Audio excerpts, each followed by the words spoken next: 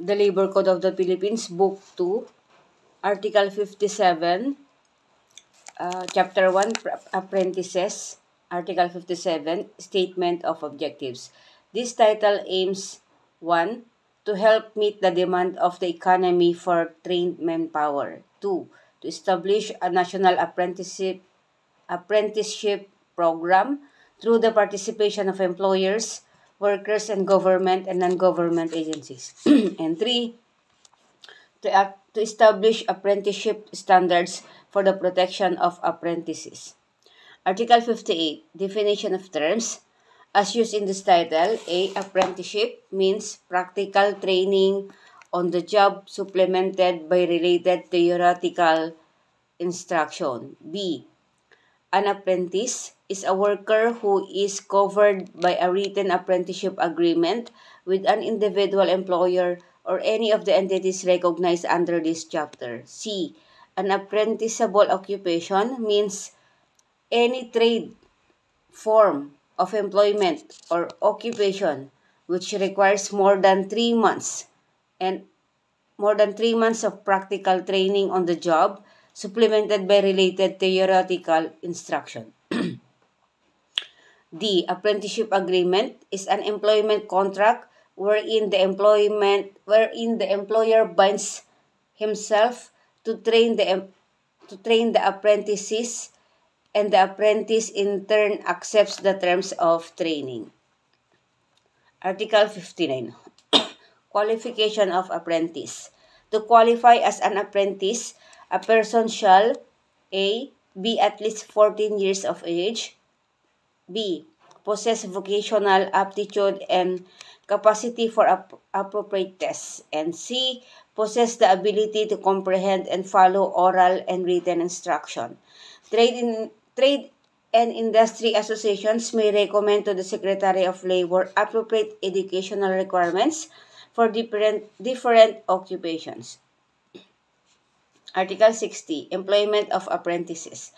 Only employers in the highly technical industries may employ apprentices, and only in apprenticeable occupations approved by the Secretary of Labor and Employment. Article 61. Contents of apprenticeship agreement. Apprenticeship agreements, including the wage rates of apprentice, shall conform to the rules issued by the Secretary of Labor and Employment. The period of apprenticeship shall not exceed 6 months. Apprenticeship agreement providing for wage rates below the legal minimum wage, which in no case shall start below 75% of the applicable minimum wage, may be entered into only in accordance with the apprenticeship programs duly approved by the Secretary of Labor and Employment. The department shall develop standard model programs of apprenticeship.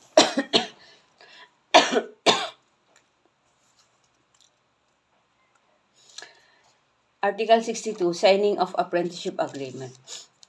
Every apprenticeship agreement shall be signed by the employer or his agent, or by an authorized representative of any of the recognized organizations, associations, or groups, and by the apprentice.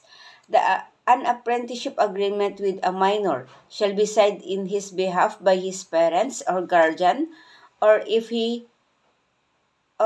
the latter is not available, by an authorized representative of the Department of Labor, and the same shall be binding during its lifetime. Every apprenticeship agreement entered into under this title shall be ratified by the appropriate apprenticeship committees, if any, and a copy thereof shall be furnished both the employer and the apprentice. Article 63, Venue of Apprenticeship Programs. Any firm, employer, group, or association, industry organization, or civic group wishing to organize an apprenticeship program may choose from any of the following apprenticeship schemes as the training venue for apprentice. A. Apprenticeship conducted entirely by and within the sponsoring firm, establishing, or entity. B. Apprenticeship entirely within the Department of Labor and Employment Training Center or other public training institution, or C. Initial training in trade fundamentals in a training center or other or other institution within subsequent actual work participation within the sponsoring firm or entity during the final stage of training.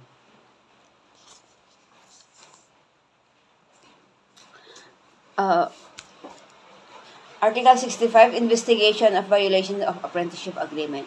Upon complaint of any interested person or upon its own initiative, the appropriate agency of the Department of Labor and Employment or its authorized representative shall investigate any violation of an apprenticeship agreement pursuant to such rules and regulations as may be prescribed by the Secretary of Labor and Employment.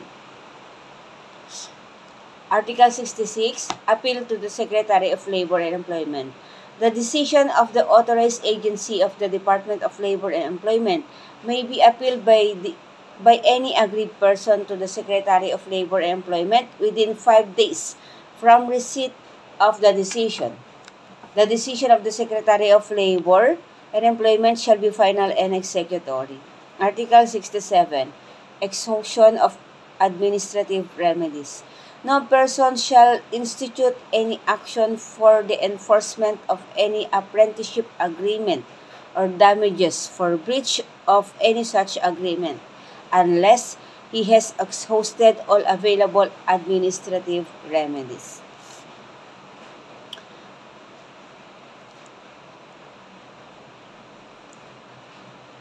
Article 70, Voluntary Organization of Apprenticeship Program. Exemption. The organization of apprenticeship program shall be primarily a voluntary undertaking by employers. B. The national security or particular requirements of economic development. So, the President of the Philippines may require compulsory training of apprenticeship in certain trades, occupations, job or employment levels where shortage of trained manpower is deemed critical as determined by the Secretary of Labor and Employment. Appropriate rules in this connection shall be promulgated by the Secretary of Labor and Employment as the need arises. And C. Where services of foreign technicians are utilized by private companies in apprenticeship trades, said companies are required to set up appropriate apprenticeship program.